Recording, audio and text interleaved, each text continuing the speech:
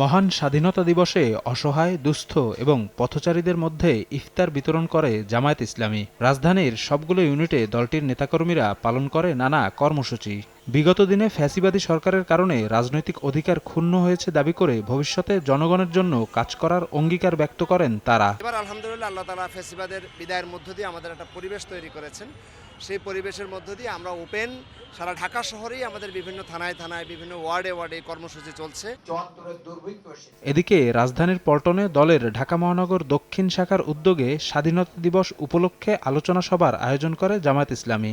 দলের secretary general বলেন, যে প্রত্যাশা নিয়ে স্বাধীনতা যুদ্ধে জনগণ ঝাঁপিয়ে পড়েছিল তা ৫৪ বছরেও পূরণ হয়নি। যারা বিদেশি প্রভুদের দাসত্বে লিপ্ত তারাই জামায়াতের দেশপ্রেম নিয়ে প্রশ্ন তোলে। বাংলাদেশ স্বাধীনতার ৫৩ বছর পার করে আজকের এই ৫৪ বছরে আমরা এসে লক্ষ্য করেছি প্রত্যেক সরকার সবচেয়ে বড় বাংলাদেশের ক্ষতি করেছে। এই দেশের মধ্যে ঐক্যের নামে তারা জাতি বিভেদের রাজনীতি সৃষ্টি করেছে।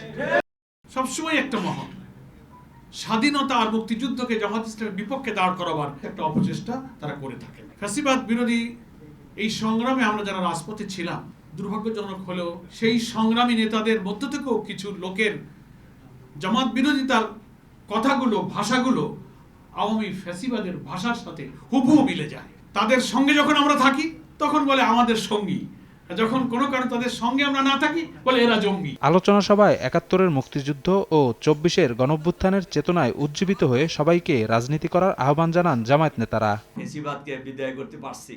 শফিক মুন্সি, সময় সংবাদ, ঢাকা।